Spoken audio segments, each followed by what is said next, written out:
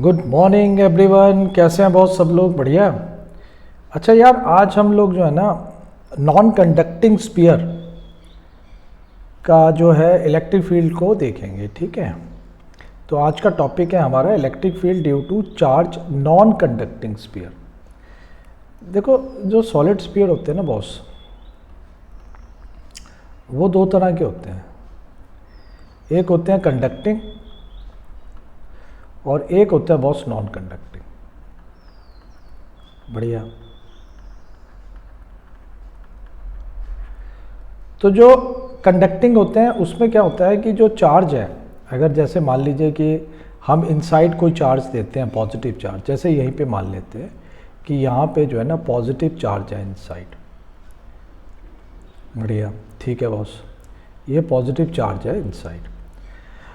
अब अगर ये कंडक्टिंग है तो ये क्या करेगा, इसका सारा चार्ज जो है सरफेस पे आ जाता है, सारा चार्ज जो है सरफेस पे डिस्ट्रीब्यूट हो जाता है। क्योंकि कंडक्टिंग में क्या होता है कि ये रिपेल करते हैं चार्जेस एक दूसरे को ना, और ये जो है क्योंकि कंडक्टिंग है ना, तो ये सारा का सारा चार्ज इसकी सरफेस पे डिस्ट्रीब्यूट हो जाता है। उस कंडीशन में इसकी इलेक्ट्रिक फील्ड इनसाइड ज़ीरो हो जाएगी, क्योंकि चार्ज ही नहीं है अंदर। तो बट हम जो आज बात करेंगे वो नॉन कंडक्टिंग ही करेंगे, जहाँ पे कि जो चार्ज है वो उसके वॉल्यूम पे, अंदर पूरे वॉल्यूम पे यूनिफॉर्मली या नॉन यूनिफॉर्मली कैसे भी डिस्ट्रीब्यूट होता है, मतलब वो सरफेस पे नहीं जाता। तो यहाँ मान रहे हैं कि यूनिफॉर्मली डिस्ट्रीब्यूटेड है वॉल्यूम पे। बढ़िया। और ये नॉन कंडक्टिंग है। नॉन कंडक्टिंग है मतलब चार्ज जो है वॉल्यूम पे डिस्ट्रीब्यूट रहेगा। तो ये तो एक छोटी सी बात होगी बॉस। अब हमने मान लिया कि यहाँ हम एक पर्टिकुलर कोई पॉइंट ले लेते हैं, कंसीडर कर लेते हैं। मान लीजिए हमने बोला P पॉइंट है। अब यहाँ पे इस चार्ज की वजह से हमें इलेक्ट्रिक फील्ड निकालनी है। बढ़िया। तो इलेक्ट्रिक फील्ड, ये पॉजिटिव चार्ज है तो अवे फ्रॉम द चार्ज होती है, तो ये इस चार्ज से दूर हो जाएगी इलेक्ट्रिक फील्ड। और अगर मैं यहाँ पे एक छोटा सा सेक्शन काट लूँ, या मैं आई वुड से ds काट लिया मैंने, इस ds की वजह से dq चार्ज है मेरा, तो जो एरिया वेक्टर है उसकी डायरेक्शन भी जो है n कैप कह लूँ मैं, वो भी आउटसाइड होगी, क्योंकि वो perpendicular normal to the surface और आउटवर्ड होती है। तो यहाँ पे यार थीटा ज़ीरो हो गया, क्योंकि थीटा क्या होता है बॉस, एंगल बिटवीन जो आपका एरिया वेक्टर है और जो इलेक्ट्रिक फील्ड है। फार्मूला देख लेते हैं बॉस, यहाँ पे लिखते हैं अब हम कि integration of E D S dot S होता है ना, is equal to Q inside upon epsilon naught. ठीक। अब ये ई डी एस अगर हम डॉट हटाएंगे तो हम क्या लगाते हैं, कॉस थीटा लगाते हैं यार, तो कॉस थीटा लगा दिया। अब ये हो गया Q inside upon epsilon naught. अब ये जो थीटा है ना, ये यही थीटा जिसकी हम बात कर रहे थे, angle between electric field and area vector. बढ़िया हो गया यार, एरिया वेक्टर और उसके बीच का एंगल। ठीक है। अब ये तो ज़ीरो हो गया, तो यार इसको ज़ीरो रख देते हैं बॉस। तो ये हो गया E D S cos 0 degree is equal to Q inside upon epsilon naught. अब उससे पहले ना एक कॉन्सेप्ट जो हम पढ़ चुके हैं, अगर हम इसको गॉस लॉ से लगा रहे हैं, जैसे हमने गॉस लॉ का फार्मूला लिखा है, तो हम यहाँ पे एक गॉसियन सरफेस जो है वो बना लेंगे यार, वो हमें बनानी चाहिए, क्योंकि तभी हमारा ये चार्ज इनसाइड आएगा, नहीं तो कोई मतलब ही नहीं है ये सब करने का। ठीक है ना। तो हमने जो है ये गॉसियन सरफेस को बना लिया बॉस। अब ये सारा चार्ज जो है ये हमारी क्या होगी, गॉसियन सरफेस होगी। गॉसियन सरफेस ये सिमेट्रिकल होती है, मतलब ये इस तरह से बनाई जाती है कि सारे चार्ज का जो है सिमेट्रिकल डिस्ट्रीब्यूशन हो। बढ़िया हो गया यार। कॉस 0 1 हो गया, तो ये हो गया boss E D S is equal to Q inside upon epsilon naught. यार अब हमें इंटीग्रेट करना है। इंटीग्रेट क्यों करना है कि देखो ना, ये सारे सारे सारे ऐसे ds, दुनिया भर के ds होंगे। ये कॉन्सेप्ट आपने लास्ट में भी देखा होगा जो हमने स्पेरिकल शेल के लिए निकाला है, इसीलिए हमने ये गोला लगाया। गोले का मतलब होता है कि फ्रॉम ऑल, पूरे सर्कमफ्रेंस की बात कर रहे हैं। तो यार ds ds ds मैं काटूंगा तो मुझे पूरा इसका एरिया मिल जाएगा स्फीयर का। अब यहाँ पे इंटीग्रेशन करने से पहले जो कांस्टेंट टर्म है उसको मैं बाहर ले लूँ यार। अब बहुत सिंपल सी बात होती है कि देखो बॉस, ई जो है मेरा उसका डिस्टेंस हमेशा हर जगह से बराबर रहेगा, क्योंकि सिमेट्रिकल डिस्टेंस है। ये जो मैंने गॉसियन सरफेस बनाई है, ये ऑल द वे इसका डिस्टेंस हर जगह से, हर पॉइंट से बराबर होगा। तो E मेरी कांस्टेंट है यार, इसको तो मैंने बाहर निकाल लिया क्योंकि Q सेम हो जाएगा उस हिसाब से। तो यहाँ पे मेरा ds रह गया बॉस, और यहाँ पे मेरा रह गया Q inside upon epsilon naught. बढ़िया हो गया यार। अब ds जो है वो क्या हो जाएगा, इसका पूरा का पूरा मैं अगर इसको इंटीग्रेट करूँगा तो वो इसका एरिया हो गया, that is 4 pi r square. r radius है ना, ये हमने मान लिया r डिस्टेंस पे है ये पॉइंट जो है, ये O मान लो, तो OP जो है हमारे पास यहाँ है r। तो गॉसियन सरफेस की रेडियस हमारी स्मॉल r है, ये हो गया। और इसको अगर करेंगे तो टोटल चार्ज मेरा Q हो जाएगा। भाई Q छोटा dq dq dq dq dq, इसके ऊपर सारा चार्ज मैं अगर देखता हूँ अंदर की तरफ, तो वो फिर टोटल चार्ज Q है, प्लस Q चार्ज है। बढ़िया, ओके। अब ये चार्ज इसके वॉल्यूम पे डिस्ट्रीब्यूटेड है। ओके, अब मैं यार यहाँ पे Q लिख देता हूँ, और ये हो गया तुम्हारा एप्सिलॉन नॉट। तो बस मेरी E की वैल्यू निकल गई यार, ये हो गई Q upon 4 pi epsilon naught, ठीक है जी, और R का स्क्वायर, ये मेरी वैल्यू हो गई बॉस। ये कहाँ हो गई, आउटसाइड P पॉइंट पे। तो मैं इसको यहाँ अच्छा करके लिख लूँ यार, EP जो है मेरा हो गया कैपिटल Q जो चार्ज है, और 4 पाई एप्सिलॉन नॉट, और R स्क्वायर जो है वो रेडियस है इसकी। बढ़िया। अब मैं करते करते इसकी सरफेस पे आ जाऊँ। अगर मैं सरफेस पे आ जाऊँ तो मैं बोलूँ कि एट द सरफेस अगर बात करूँ, एट द सरफेस अगर मैं बात करूँ बॉस, तो एट द सरफेस मेरी जो R है वो R के बराबर हो जाएगी। सरफेस पे इसकी रेडियस काम करेगी स्फीयर की। तो मेरा ये जो फार्मूला है, ये एट द सरफेस, इसको मैं सरफेस लिख देता हूँ यहाँ पे इलेक्ट्रिक फील्ड क्या होगी, Q चार्ज होगा 4 पाई एप्सिलॉन नॉट, और यहाँ आ जाएगा कैपिटल R। तो हमने दो चीज़ें देख ली बॉस, R का स्क्वायर सॉरी है, दो चीज़ें हमने यहाँ देख ली। एक हमने देख ली एट द सरफेस, और एक हमने देख लिया आउटसाइड। अब हम बात करेंगे इनसाइड, उसके लिए हम दूसरी स्लाइड पे चलते हैं बॉस। अब यहाँ देखें आप यार, यहाँ बना लेते हैं कि ये मान लो कि मेरे पास जो है ये स्फीयर है, और इसका ये जो रेडियस था ये था बॉस, सॉरी इसका ये जो रेडियस था, ये जो रेडियस था बॉस ये था R। बढ़िया। और हमने एक पॉइंट ले लिया यहाँ पे, और ये पॉइंट जो है हमारा मान लीजिए कि कुछ डिस्टेंस पे है, और इसको हम कह देते हैं स्मॉल r। अब यहाँ पे सारा चार्ज डिस्ट्रीब्यूट है बॉस इसके पूरे वॉल्यूम पे।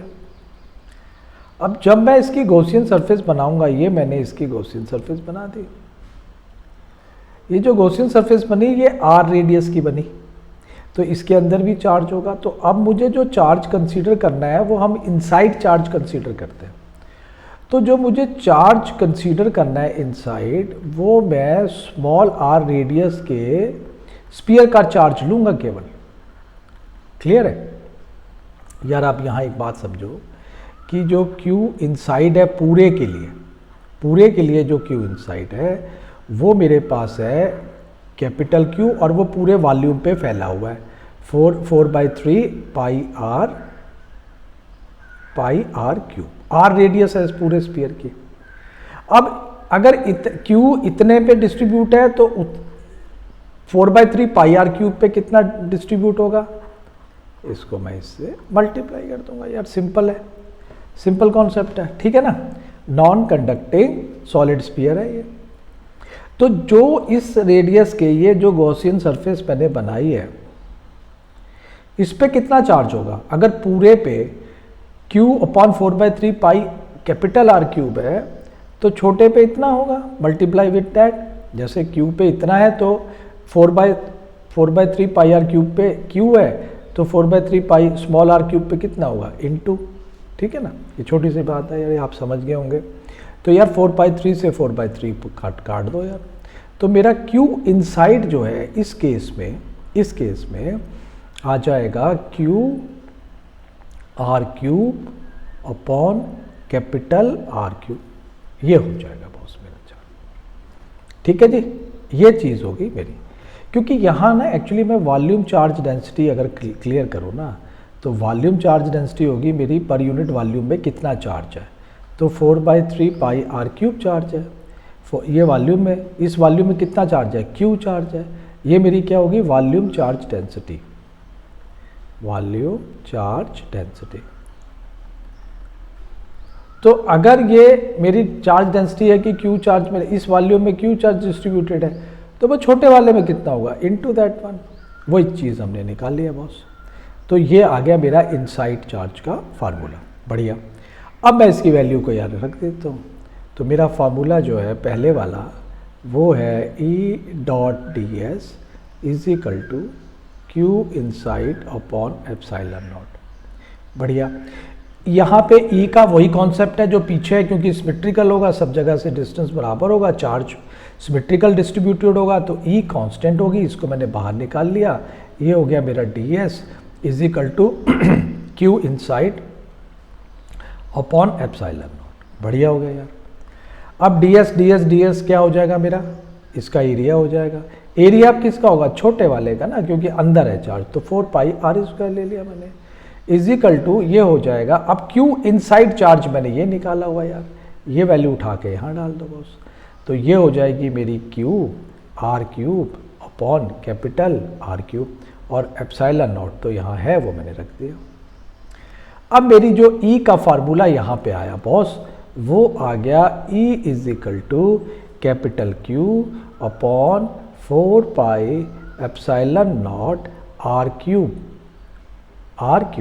और देखो ये आर स्क्वायर से ये आर कट गया, तो यहाँ केवल आर आ गया।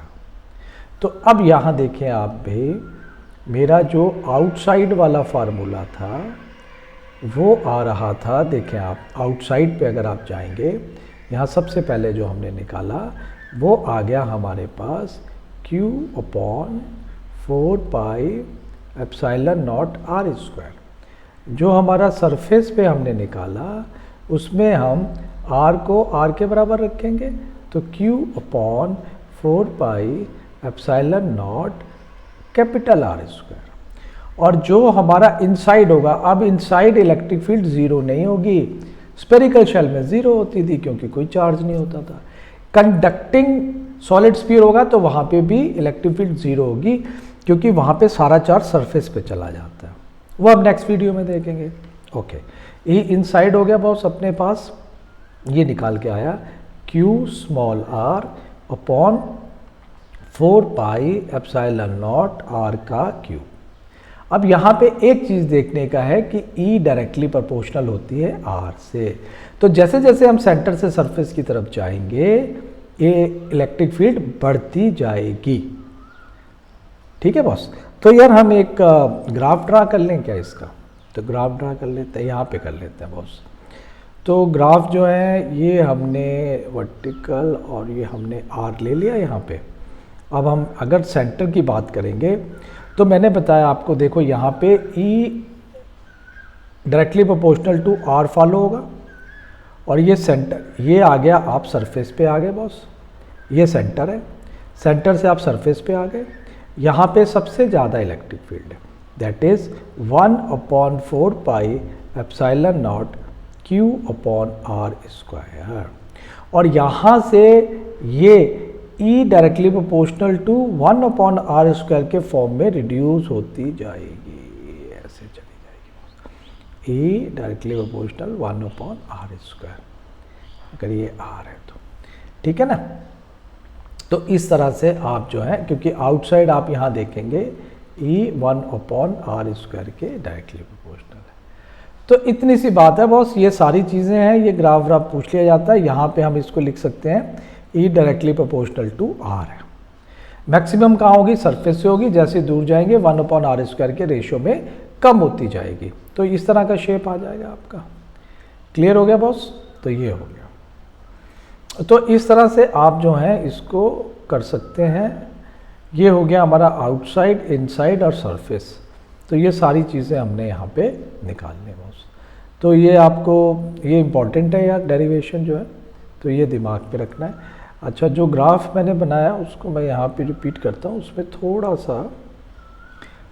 सा जो यहाँ पे मैं यहाँ से जो मैंने बनाया है ये मैक्सिमम है ना, यहाँ से यूँ आएगा ये और यूँ कंटिन्यूटी में दिखना चाहिए यहाँ पे ना, ऐसे कंटिन्यूटी में दिखना चाहिए। ये है मेरा E डायरेक्टली प्रोपोर्शनल 1/r²। ये है E डायरेक्टली प्रोपोर्शनल R, यहाँ पे मैक्सिमम है, that is 1/4 pi epsilon not और Q/r²। ठीक है जी, Q/ यहाँ देखें आप, यहाँ लिखा हुआ मैंने Q/r²। तो इस तरह से बॉस आप जो है ग्राफ को बता सकते हैं। यहाँ पे जो है ग्राफ थोड़ा सा ना, ये मेरा ये चीज़ हो गई थी, इसलिए मैंने इसको फिर से बनाया। ये ऐसा नहीं होना चाहिए, कंटिन्यूटी में एक जैसा ऐसे जाना चाहिए। ठीक है, जो मैंने यहाँ रेक्टिफाइड किया, तो इसको थोड़ा ध्यान रखने का बॉस। तो आज के वीडियो में इतना काफ़ी है और मिलते हैं नेक्स्ट वीडियो में बॉस। सब सब्सक्राइब करें, लाइक करें और शेयर करें।